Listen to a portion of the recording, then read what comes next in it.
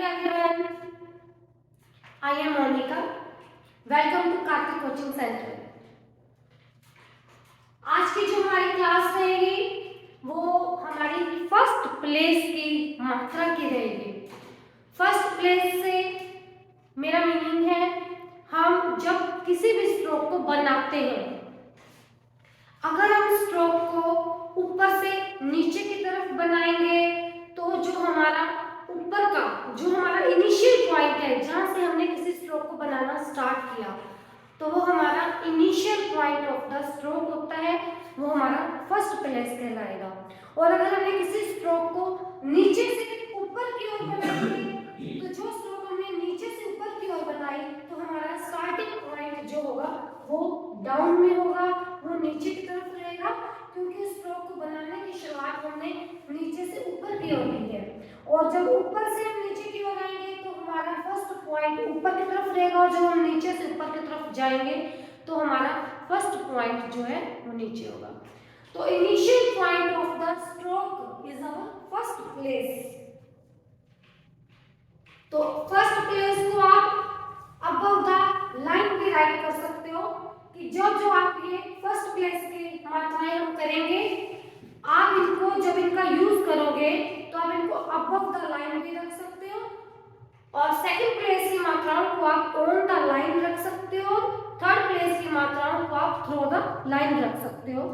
उससे एक बेनिफिट है कि जो आप लाइन के ऊपर जिस वर्ड्स को बनाओगे, जिस मात्रा का यूज करोगे, जब आप मात्रा को लगाओगे, या कई बार मात्रा हम नहीं भी लगाते तो हमें रीड करना आसान हो जाता है कि हमने लाइन के ऊपर इस वर्ड को बनाया है तो हमने फर्स्ट प्लेस की ही कोई मात्रा दी होगी, और अगर लाइन पर बनाया है तो हमने इसको सेकंड प्लेस की कोई मात्रा दी है, और अगर लाइन के नीचे यानी थ्रू द लाइन, लाइन को क्रॉस करते हुए हमने कोई वर्ड बनाया है तो हमने इसको थर्ड प्लेस की ही कोई मात्रा दी होगी। तो इससे ये बेनिफिट रह जाता है। बाकी आपकी मर्जी है कि आप above the line, on the line, through the line का कोई सिस्टम रखना चाहते हो या नहीं रखना चाहते। तो फर्स्ट प्लेस की मात्राओं में सबसे पहले है अ के लिए हम डार्क डॉट का यूज करेंगे। फर्स्ट प्लेस पर हम डार्क डॉट का यूज करेंगे तो वो अ को रीड करेगी। फॉर एग्जाम्पल, अगर हमें ग और र लिखा हुआ है, ग और र से पहले, ग और र से पहले यानी ग से पहले उसका इनिशियल पॉइंट यानी जहां से मैंने स्ट्रोक को बनाना स्टार्ट किया है, इनिशियल पॉइंट से पहले अगर मैं डार्क डॉट का यूज कर दूंगी तो ये घर से अगर बन जाएगा, घर से अगर।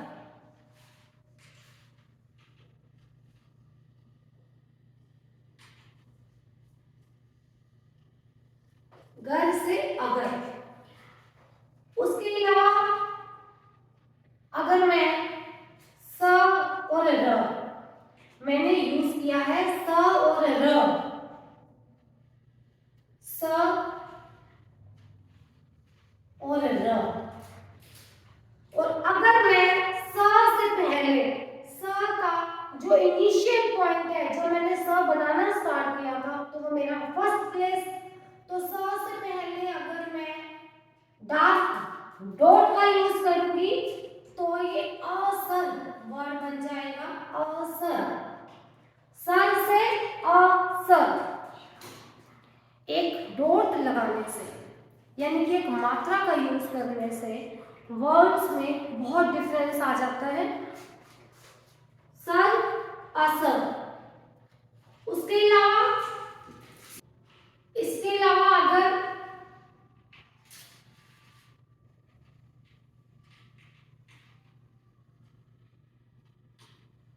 अचकन लिखना है तो च क न, तो अचकन बनाने के लिए च से पहले अ की साउंड है, च से पहले, तो च के पहले के पार्ट यानी च वहां डॉट यूज होगी, तो ये अच कण वर्ड बन जाएगा। अ को हम स्वर के रूप में लिखेंगे। अ की जो मात्रा है उसका यूज नहीं होता, अ स्वर के रूप में लिखा जाता है। तो इसका जो यूज है वो इनिशियल में होगा, किसी भी स्ट्रोक के इनिशियल में इसका हम यूज करेंगे डॉट का, तो अच कण। ये हमारी थी डार्क डॉट, यानी कि बड़ी मात्राएं और छोटी मात्राएं होती हैं।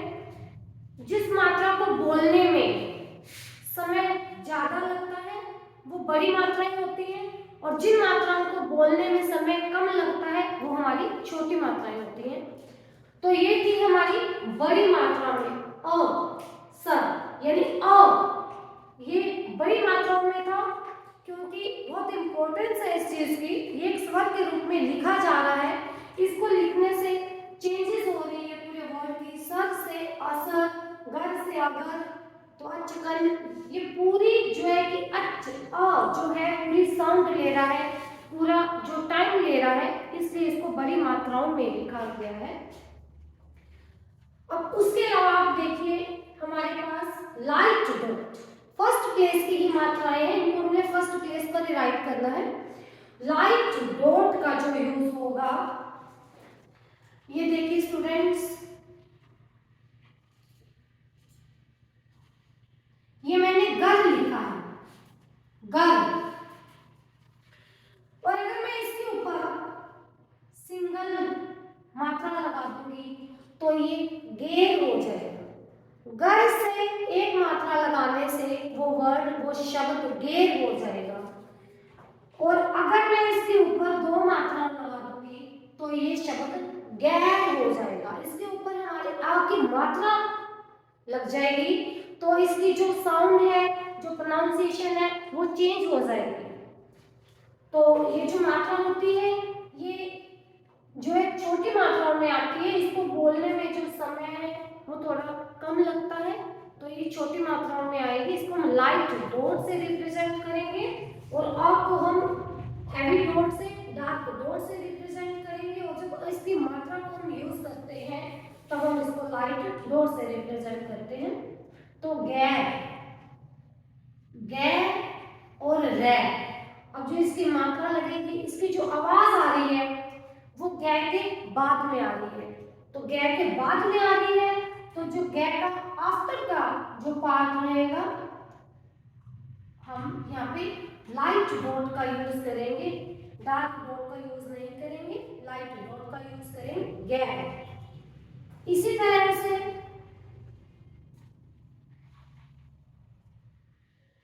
ये वर्ड है सर, और सर के ऊपर अगर मैं एक मात्रा का यूज करूंगी तो शेर।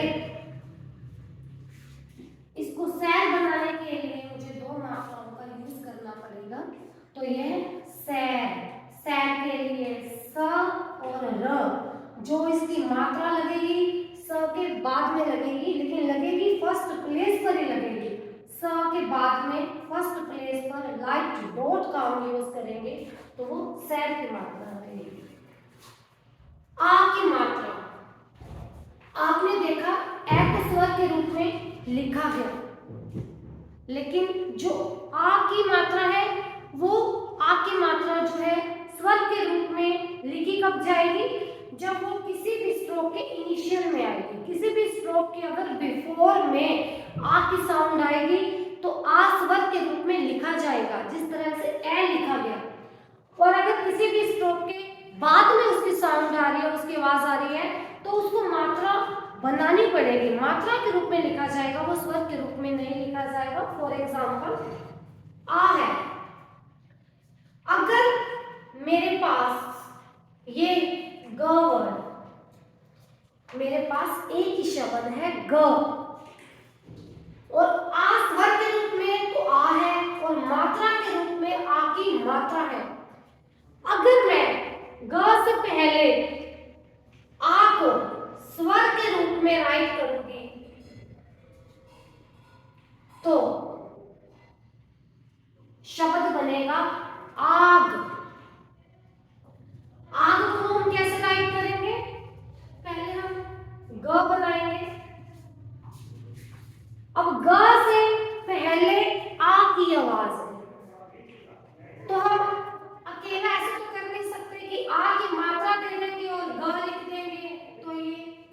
बन जाएगा? नहीं, हमें पूरा स्वर के रूप में इनिशियल में लिखना पड़ता है। तो आग के लिए ग से पहले आ बनाने के लिए आप देखोगे मैंने डार्क डैश का यूज किया है। तो डार्क डैश आग ग से पहले, और इसके अलावा अगर ये ग है और ग के बाद में अगर इसे आ का यूज करना है, जिस तरह से गै से पहले हम अकेली मात्रा नहीं लगा सकते, इसी तरह से गै के बाद में हम आ को नहीं लिख सकते। जिस तरह से गै से पहले हम अकेली मात्रा नहीं लगा सकते, उसी तरह से गै के बाद में हम आ नहीं लिख सकते। इसलिए गै के बाद में आ की मात्रा को लगाने के लिए उसकी मात्रा को लगाना पड़ता है। तो गा, गा के लिए गै को राइट करेंगे और जो मात्रा है वो गै के आफ्टर में राइट करेंगे। अगर बिफोर में है तो बिफोर में, और अगर आफ्टर में है तो हम उसको आफ्टर में राइट करेंगे। आपको ये ध्यान देना है कि जो ये है ये डार्क डैश है, ये डार्क डैश है, ये लाइट डैश नहीं है। डार्क डैश का यूज करेंगे और बड़े स्वरों में हम डार्क डॉट का यूज करेंगे ए के लिए और डार्क डैश का यूज करेंगे आ के लिए। आग गा। इसी तरह से अगर वर्ड बनाना है आज,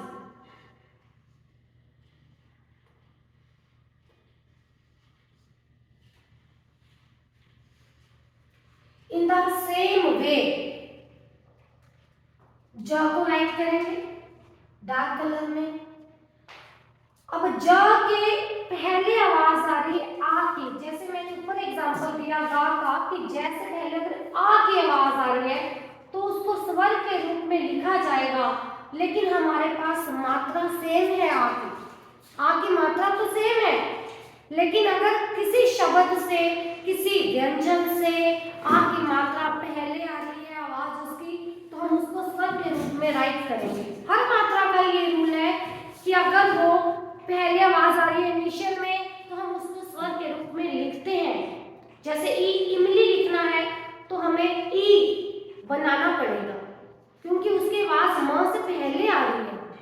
लेकिन अगर हमें मील लिखना है तो आप देखोगे कि हम इसमें मात्रा का यूज करते हैं, ई की बड़ी की मात्रा लगाएंगे हम। तो इसी तरीके से ये है कि हमें आज लिखना है तो ज से पहले फर्स्ट प्लेस पर हम डार्क डैश का यूज करेंगे तो आज। इसी तरह से अगर हमें जा लिखना है तो बनाएंगे तो वही ज, जो इधर बनाया है वही उधर बनाएंगे। ज तो सेम ही है, सिर्फ आवाज का फर्क है, सिर्फ मात्रा की आवाज का फर्क है कि वो पहले आ रही है या बाद में आ रही है। तो अब ये बाद में आ रही है तो हम इसको ऐसे नहीं लिख सकते कि जय फिर ए फिर आ की मात्रा, नहीं, हम ज के बाद सिर्फ मात्रा का यूज करेंगे तो हम ये आज था और ये जा वर्ड बन जाएगा। हम हैवी डैश का यूज करेंगे, डार्क डैश का यूज करेंगे, जिस तरह से हमने ऊपर किया उस तरह से। तो अगर में आग में आ या गा में आ की मात्रा इसमें स्वर के रूप में हमारा स्टार्टिंग में लिखा जाएगा, बाद में मात्रा के रूप में आएगा। और ये हमारी अ की मात्रा होती है, जैसे ये अ लिखा जाता है और ये मात्रा होती है अ की। गैर, आप देखोगे गैर वर्ड या सैर वर्ड में हम हल्की सी अ की आवाज आती है, बहुत छोटी सी। गर और गैर में कितना चेंज है, हल्का सा अ का जो हमारे पास उसकी साउंड आ रही है, उसकी आवाज आ रही है, उसको हम मात्रा के रूप में ऊपर लिखेंगे। और इसका यूज जैसे फर्स्ट प्लेस पे डार्क डॉट से अ बन जाएगा, पूरा के पूरा हम अ को स्वर के रूप में लिखेंगे इसमें, लेकिन मात्रा के रूप में जब हम लाइट डॉट का यूज करेंगे तो हम उसको मात्रा के रूप में लिखेंगे। अब आई स्टूडेंट्स, वैसे तो देखो ये दो मात्राओं का कॉम्बिनेशन कॉम्बिनेशन है। आप देखोगे आ प्लस ई, आ प्लस ई छोटी ई और ई बड़ी ई, इमली और ई ईक। तो ये आ प्लस ई का मतलब है कि दो मात्राओं का ये कॉम्बिनेशन है। जो कॉम्बिनेशंस में आती है वैसे तो वो डिफथोंग्स में आते हैं, पर मैं आपको दोनों वे से कराऊंगी। मैं आपको इसको डिफथोंग्स में भी कराऊंगी जिसमें दो मात्राओं का कॉम्बिनेशन होता है। जिस तरह से हम इंग्लिश में वोवल साउंड करते हैं, single vowel sound, double vowel sound करते हैं, तो उसी तरीके से मैं मात्राओं में कराऊंगी। एक तो सिंगल मात्राएं और एक डिफथोंग्स में कराऊंगी जब हमारी 2 या 3 मात्राएं मिल जाएंगी। तो जैसे जैसे आती जाएंगी वैसे वैसे हम करते जाएंगे। पहले मैं आपको बुक के अकॉर्डिंग कराऊंगी। बुक में आई के लिए लाइट डैश दिया हुआ है, इसका जो मीनिंग रहेगा वो ये रहेगा, सपोज करो अपने को भाई लिखना है। भाई के लिए सबसे पहले हम क्या करेंगे, स्ट्रोक को बनाएंगे भ की। तो भ की स्ट्रोक तो हमने बना ली। तो उसके बाद हमें आई के लिए उन्होंने क्या दिया हुआ है, एक लाइट कलर का डैश फर्स्ट प्लेस पे। मैंने यहाँ बार बार डार्क इसलिए बोला कि ये पूरे मीनिंग चेंज कर देते हैं। हमारा लाइट डार्क हमें सेम एक जैसी डॉट मिली हुई है, एक जैसे डैश मिले हुए हैं। लाइट में उनका मीनिंग चेंज हो जाएगा और डार्क से उनका मीनिंग चेंज हो जाएगा। इसी तरह से स्ट्रोक्स है, लाइट में मीनिंग चेंज है और डार्क में भी उनका मीनिंग चेंज है। बिना कट किए उनकी साउंड कुछ और है और कट कर देने से उनकी साउंड कुछ और है। ये मैं मेथड आपको पहले बता चुकी हूँ कि कट करने का मेथड क्या होता है कि अगर कोई भी है, अगर हमने क किया या कुछ भी किया वो भ से है, तो अगर हम ब लिखते हैं तो हम उसको डार्क कलर में लिखते हैं ब। बट भ बनाने के लिए ब से जब हम भ बनाते हैं तो जिस तरीके से हम बी के साथ एच का यूज करते हैं तो वो भ बन जाता है। जब अकेला है बी तो वो अकेला बी है, और जब हम कट कर देंगे तो इसका मतलब होता है हमने यहाँ पे एच लगा दिया। कट कर देने का यही मतलब होता है। तो ये भाई बन गया। अगर ये प है, पी है ये, और अगर हम पी को कट कर देंगे तो ये पी एच बन गया, यानी फ बन गया। तो ये जो कट कर देने का मतलब होता है यहाँ पे एच लगा दें। तो भाई है, पहले डार्क कलर में हमने बी को बनाया, फिर हमने बीच में से कट कर दिया तो वो भ बन गया। अब बात आती है आई की, तो हमारे पास लाइट डैश फर्स्ट प्लेस, तो ये भाई बन जाएगा। अकॉर्डिंग टू बुक अगर हमें टाइम वर्ड देना है तो एक तय इस तरीके से है और एक तय इस तरीके से है। तो के बाद में आवाज आगे आएगी तो यहाँ पर लाइट डैश, और इसके भी के बाद में लाइट डैश का हम यूज करेंगे। और स्टूडेंट्स ये तो था हमारा बुक के अकॉर्डिंग, लेकिन इसमें कंफ्यूजन ये रह जाती है।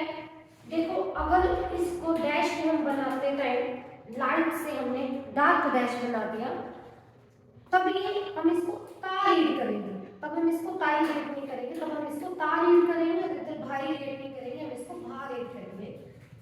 तो एक और मेथड है आई की साउंड को करने के लिए, एक और मेथड है।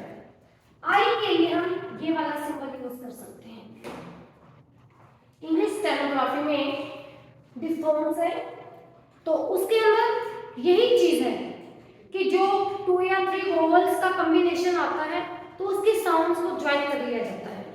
इसी तरह से जब हिंदी की मात्राएं सिंगल सिंगल रहती हैं तो वो अलग मात्राएं चलती हैं, लेकिन जब इन मात्राओं को कंबाइन कर दिया जाता है, ये और भी बहुत तरह के आएंगे, इनके काफी तरह के साउंड्स हैं।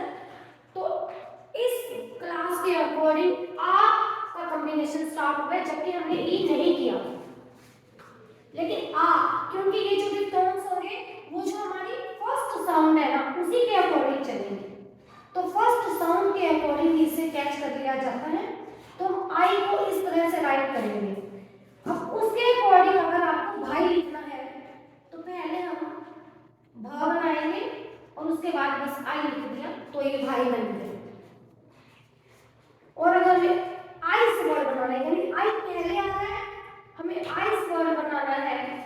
आई ऐसे देंगे और उसके साथ हम स अटैच कर देंगे तो ये आइस बन गया। उसी तरह से नाई बनाना है तो न के बाद में फर्स्ट प्लेस पे नाई वर्ड बन गया। आई ना बनाना है, नाई से आई ना बनाना है तो ठीक है, पहले ना आ गया, पहले प्लेस पे हमने आई दे दिया तो आई ना, आ की हम कर ही चुके हैं साउंड, तो आई ना। इस तरह से भाई, नाई, कोई भी वर्ड बन सकते हैं। तो ताई बनाना है तो हम ऐसे बना सकते हैं ताई। हमें अगर कसाई बनाना है तो क और स देते हैं तो हम यहाँ पे इसका यूज कर देंगे कसाई। तो इस तरीके से हम आई का यूज कर सकते हैं, जिससे क्या है लाइट और डार्क कलर का हमें जो है कि डिफरेंस है, कई बार नहीं हो पाता जल्दबाजी में। तो जब हम डिक्टेशन लेते हैं या कुछ है ऐसा कॉम्बिनेशन नहीं कर पाते लाइट और डार्क का, तो इससे क्या है कि पूरा मीनिंग चेंज हो जाता है। क्योंकि आई वर्ड का जो है कि काफी यूज होता है वर्ड्स को बनाते समय, काफी वर्ड इसका यूज होता है, तो इसलिए हम इसको इस तरीके से कर सकते हैं। क्योंकि ये कॉम्बिनेशन है और ये आ और ई का कॉम्बिनेशन जो है वो इस सिंबल से हम इसको करेंगे। तो हर स्ट्रोक के साथ आपको पाई बनाना है, कुछ भी बनाना है, आपको पाई बनाना है तो प के बाद में लगाना है। और अगर हमें पाई लिखना है तो हमने प बनाया डबल और हमने इसके साथ आई लगा दिया तो पाई वर्ड बन गया। तो इसी तरीके से आपको देखना है अ का, आ का, आई का और आई का, ये हमारा जो कॉम्बिनेशंस वाले हैं या विदाउट कॉम्बिनेशंस हमारे सिंगल्स मात्रा है। तो ये आज की क्लास है जिसमें मैंने फर्स्ट प्लेस को बताया है।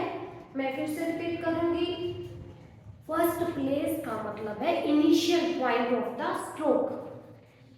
अगर हम किसी भी स्ट्रोक को बना रहे हैं, अगर हमने प को बनाया तो ऊपर से नीचे की ओर बनाया, इसकी जो डायरेक्शन है ऊपर से नीचे की ओर आई, तो जो इनिशियल पॉइंट जहां से मैंने इसको स्टार्ट किया ये फर्स्ट प्लेस।